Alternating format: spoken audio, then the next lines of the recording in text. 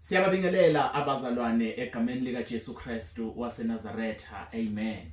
Sibingelela umakoti wewundlu wonke, sibingelela abazalwane bonke, sibingelela abahlali bonke egameni lika Jesu Kristu. Wonke umuntu obuka le video namhlanje siyakubingelela nawe and welcome to our platforms. Siyambonga kakhulu uNkulunkulu kusigcina nakuzo ikhathi ezinzima kangaka. Siyabona ukuthi i-lockdown ayiqalanga namhlanje. Into endala nakwa-Israyeli yake yaba khona i-lockdown. Kodwa uNkulunkulu wabavikela isizwe sakhe. Siyambonga kakhulu uNkulunkulu egameni lika Jesu kusigcina kuze kube inamhlanje. Asifunde izwi lenkosi bese siyathandaza. Ngiyacabanga ukuthi kubalulekile lokho egameni lika Jesu Kristu inkosi yethu. Bakhumbula kahle sike sakhuluma ukuthi ngokweBhayibheli noma eBhayibhelini sivezelwa imibuso noma uhulumeni abawu4. Sakhuluma nje sagcila koyedwa azange sisaqedela kahle. Ngiyafisa nje namuhla sizame ukuqhubeka khona lapho. Masingabuka kahle lapha kuGenesis uchapter number 2, ngiyafisa sikhulume ngaye. Kuningi esingaxoxa, kuningi esingakubala, kodwa ngiyafisa nje sifunde uGenesis number 2 egameni lika Jesu. Igama uNjabulo Mbatha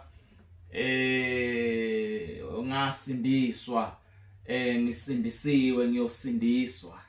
Insindiso yami nje ile eqhubekayo. uNkulunkulu wangenzela umusa 2013 ngengikhohlwe egameni lika Jesu. Mhlazana ngivuma ukuthi Jesu ubusa impilo yami egameni lika Jesu. Amen. Ake sifundeni bazalwane purpose noma inhloso yalesemoni yanamhlanje ukubuka ukuthi uNkulunkulu yini kahlehle ena into ayifisayo noma abeyifisa ngathi. Kubalekile ukuthi siyazi inhloso yethu sila emhlabeni. Kubalekile ukuthi usaphila usadla nje amabele uyazi ipurpose yakho uNkulunkulu akudalele yona. Amen. Asifunde iverse egameni lika Jesu. Wonke umuntu indaba le efamilia engicabanga ukuthi wonke umuntu uyayazi egameni lika Jesu. Kunesifundwana nje sincanyana engicela nje sidlule kuso bese siyathandaza. Genesis chapter number 2 siyafunda, siyaqala kuverse, kube kuya ngami ngabe siqala kuye uverse 1. Asifunde nje u4 ngamabomu. Lokhu kungumlando wokudalwa kwezulu nomhlaba edalweni kwakho mhla uJehova uNkulunkulu ewenza umhlaba nezulu. Amen. Siphinde, lokhu kungumlando wokudalwa kwezulu nomhlaba nokudalwa kwakho mhla uJehova uNkulunkulu ewenza umhlaba nezulu. Amen. Ake sibonge Baba, izwi lakho leli liyaphila linguqobo usesikhona egameni lika Jesu.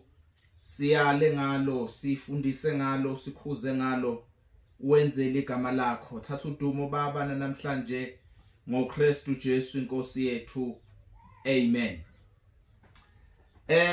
Bazalwane, kunento nje encanyana engicela siyibambe namuhla engaba isifundo sethu.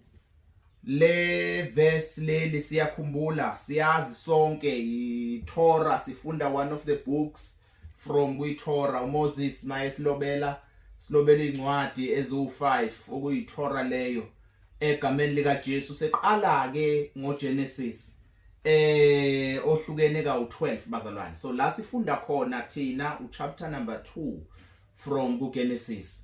Sesiyaqonda ke ukuthi ngale ku chapter 1 uNkulunkulu la afike adala khona.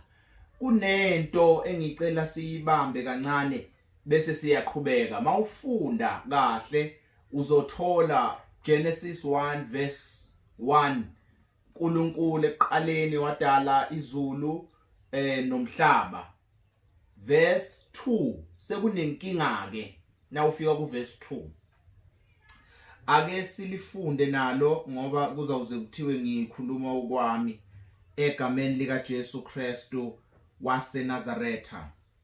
Chapter 1 uverse number 2 usethi umhlaba wawuyihlane elingenalutho, kwakungubumnyama phezu kodwa kepha umoya kaNkulunkulu wawenyuka phezu kwamanzi. Amen. Wehla wenyuka phezu kwamanzi. Amen. Kanti nawuqala kunento nje ngifuna siyibuke. Mawufunda uverse 1 lithi eqaleni uNkulunkulu wadala izulu nomhlaba. Ngithi verse 2 la ngifike ngibuyisele ekufundeni kakhulu le ndaba le. Umhlaba wawuyihlane lingenalutho, kwakungubumnyama phezu kodwa kepha umoya kaNkulunkulu wehla wenyuka phezu kwamanzi. Bamba ke lokhu ama scholars noma abazalwane laba bathe ukuyolungulunguza kancane bake bafunde nje ngezwi, bazosheshe bangizwe ke bona. Kodwa ke thina ngoba siyafundisana sizoncenga nje sihambisane kule ndaba le. Ngeke uyizwe kahle na usayifunda izokulahla nje kanje. Kodwa ke nawufunda uverse 1 kaGenesis no verse 2 from chapter 1 ngale kuGenesis kuyabonakala and it is proven ukuthi gap enkulu phakathi kwa verse 1 no verse 2 Genesis chapter 1. Indaba usho njena weshandu sifunda kakhulu uIsaya. Ngumuntu othandayo ukufunda, hayi ngoba nakho ngiyokapha abantu kodwa ngizondla nje mina ngezwi lenkosi. Nawufunda uIsaya uzokuchazela. Ake sithi rewind kancane. Siyakhumbula masikhuluma ngocabinet number 1 noma ngogovernment number 1 mavikini noma ezinyangeni ezidlule sakhuluma ukuthi kwigovernment number 1 ubuthathu bukaNkulunkulu bese kuba necommittee lakhe, bese kuba nendlela ekukhonzwa ngayo, nendlela izinto ezihamba ngazo ezulwini. Sakhuluma lokho, sambula lokho ukuthi masibuka ugovernment number 1 indlela operator ngayo, ubani oyinhloko yegovernment number 1, kwenzakalani kwigovernment number 1, obani abavelayo noma iBhayibheli elibavezayo lesivezela bona kwigovernment number 1. Saveza nokuthi ugovernment number 1 bekukhona wonke ama-office. Government number 1 yi-office le-holiness, yi-office lezempi, yabona yi-office lama-angels, liyavela ngokweBhayibheli siyavezelwa. Bese kuba elinye office elibaluleke kakhulu, office lomusic, okuyi-office lomculo. uNkulunkulu alikhonzile noma abelikhonzile kakhulu egameni lika Jesu. Sibona ngani na lithi iBhayibheli uLucifer kwakuyena ophethe lelo office lomusic, ngenxa yokuthi uLucifer wayethi uma edumisa malibanga igama lenkosi lithi iphimbo lakhe lalivele kwakubanika imbali, liyasho how powerful iworship kaLucifer was. Masifunda kancane sifunda ngaye deep ngoLucifer, sithola ukuthi kahle kahle lo Lucifer morning star ihamba kanjani indaba yakhe. Wazikhukhumeza lithi iBhayibheli uNkulunkulu abefuna, let me make an example, mayefuna isoprano or isaxophone, wayefike ethinte the belly of Lucifer kuphume leyo voice. Yena yedwa wayena more than 120 voices eyedwa. ngenxa yalokho wa-occupy the most high angelic office elomculo ezulwini. Wase waphakanyiswa yilokho nje uSathane, uLucifer. Nakho-ke ijudgment yakhe iseyafika ngoba useyibona ngathi usefana noNkulunkulu noma usefuna ukukhothanyelwa naye. Bese sesiyathola, angeke ukuthole lokho ngale kuGenesis la sithi izinto iqala khona, angeke ukuthole. Kodwa na ufunda uqhubeka uya ngale kuIsaiah, slowly but surely uIsaiah kunezinto azimbulayo ezinye azibhalwanga ngale kuGenesis. Sibona ngani ukuthi azibhalwanga? Bona ngokuthi verse 1 asibuke la. From verse 1, Genesis chapter 1 and verse 2, 1 yedwa ukunika isermon ye 3 hours. Uverse nje 1 yedwa uGenesis. Kanjani sibona uNkulunkulu ma edala izulu nomhlaba esikubathiwa full stop. Azange asachaza noma azange asambulelwa kahle uMoses noma esimbulele thina asibhalelayo ukuthi makukhulunywa ngomhlaba into enjani, makukhulunywa ngezulu into enjani, yini lokho ngokwe eyesight noma ngokwe asintshengise ukuthi yini la khuluma ngayo into enjani, asitholi lapho. Mawusuya ku verse 2 seyadida ke umhlaba wawuyihlane kwakuyitwa, bekungenjalo. Ake sifilaphe this gap, bekuya ngami ngabe ngiyabhala iBhayibheli lakwaShandu, bengizothatha uIsaiah enye ingxenye ngiyoyishutheka phakathi kwa verse 1 no verse 2 bese lithi lami iBhayibheli verse 1.1 ngoba kunegebhu khona into efuna ngabe iyangena ezofundisa abantu abangayanga ukuyolungulunguza kancane la eBhayibhelini. Asifundeke ukumosheka komhlaba ngoba uNkulunkulu maye udala umhlaba muhle, umhlaba uyawuchaza uIsaiah muhle, igolide njengoba sesilimba laliphezu komhlaba ngadiamond, umuhle kakhulu umhlaba ngokwe level engalibeka kuona cishe wawufana nezulu, kwakuyinto enhle ethi ayifani. uNkulunkulu mayemdala nje umuntu ufuna ukumbeka entweni ngoba phela umuntu uyi-image, we are the image, sifana naye uNkulunkulu. Manje la esibeke khona uNkulunkulu usibeka endaweni verse alibonga lenkosi enhle. Kodwa ngenxa yokuphakama kaSathane siyakuthola futhi kuIsaiah. Ake sifunde Isaiah uchapter number 14. Funde yonke nje le ndaba uzothola. Kodwa ngiyafisa nje siqale kahle ku11 ethi ubukhosi bakho sebehliselwe endaweni kusho ukuthi uLucifer beka nobukhosi, ubukhosi bakhe beoffice lakhe. Lithi iBhayibheli sebehliselwe endaweni yabafileyo ngenye indlela usuke endaweni ephakemeyo wadlula ngisho nasemhlabeni kwilevel lomhlaba waya ngaphansi endaweni yabafileyo. Lithi umsindo wezigubhu zenu sikiyekele lokho. Funda u12 yeka ukuwa kwakho ezulwini. Uwa kuphi uSathane ngoba kawi ngale isono sisiqala sisi-experience eEden. Asis-experience kuIsaiah isono kuya phambili. Lithi umoya kaSathane wangena enyokeni, inyoka yazwakala ikhuluma, awu kanti kuya kulomoya. Yeka ukuwa kwakho ezulwini, Isaiah chapter 14 uqale ku12. Ezulwini khwezi elikhanyayo, ndodana yokusa, morning star. Nokunqunyelwa kwakho phansi, wena owathobisa izizwe. Mawufunda u13 uthi wena wathi enhliziyweni yakho ngiyakukhuphukela ezulwini, ngiphakamise isihlalo sami sobukhosi phezu kwezinkanyezi kaNkulunkulu, ngihlale entabeni yomhlangano ngasekugcineni kwasenyakatho. Ngiyakukhuphuka phezu kwezindawo eziphakemeyo. Uyabona uyabala izinto eziningi 15 kepha uyakwehliselwa endaweni yabafileyo ekugcineni komgodi. Nakho ke la engiyabamba u17 verse 17, Isaiah chapter 14 verse 17. uzokuthatha ayogcwalisa lesiyasikhala nalo yambuzo obo unawo.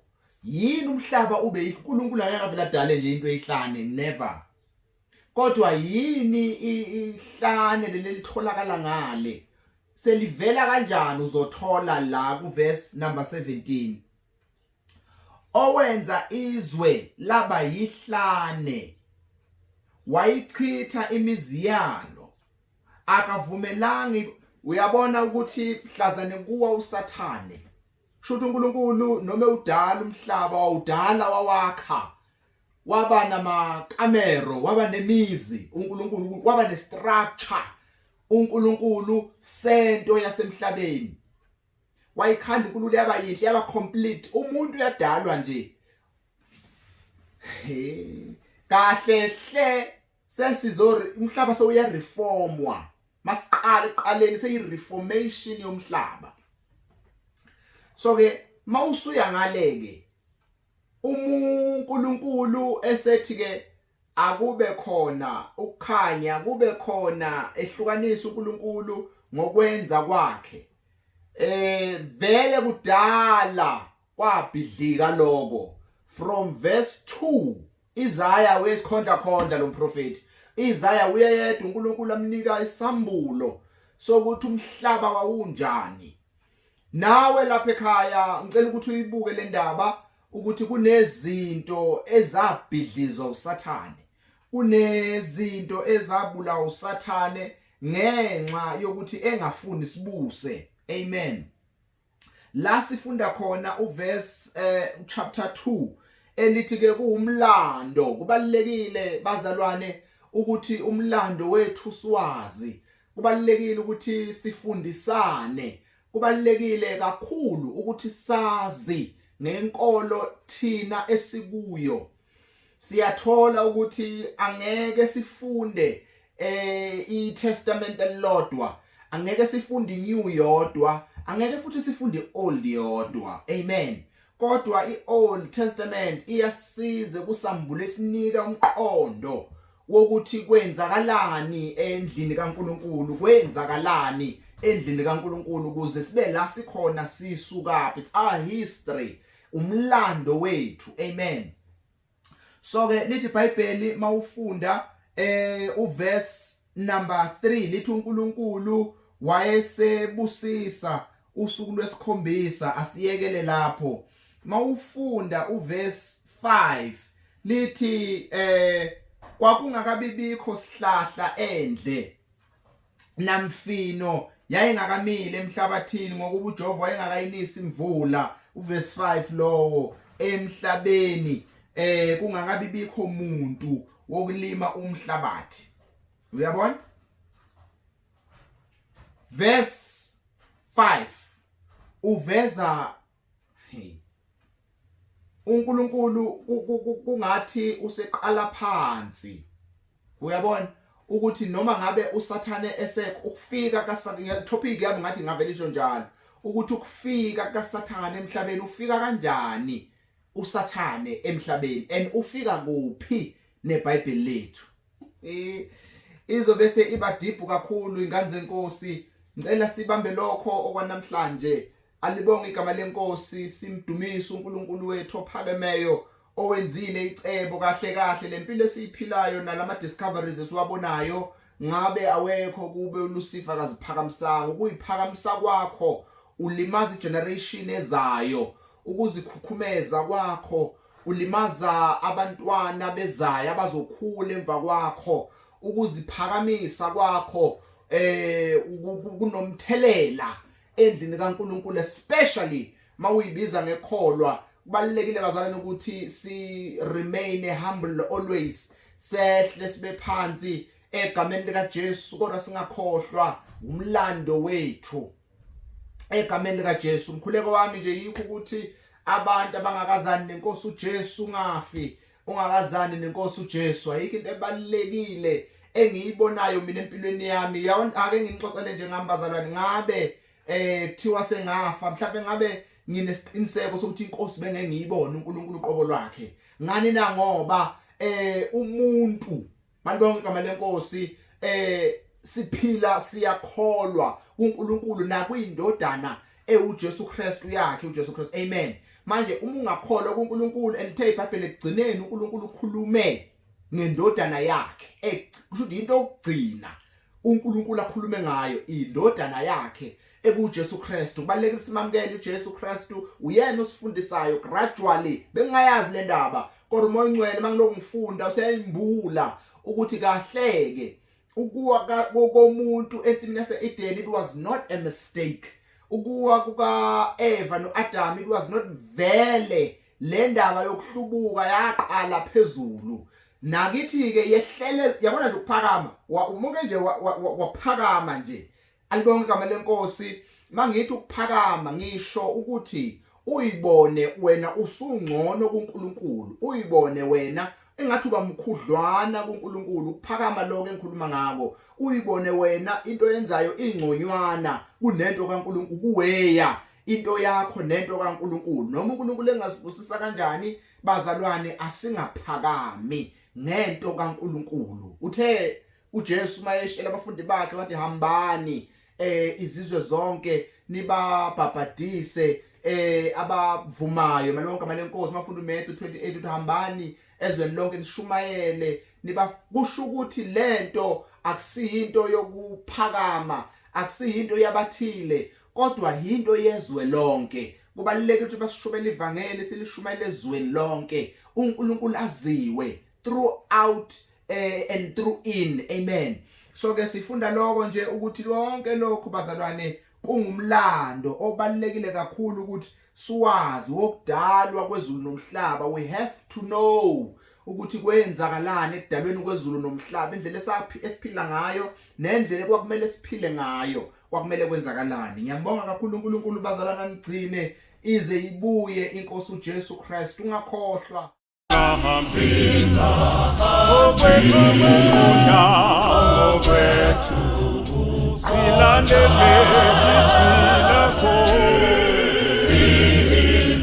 silandele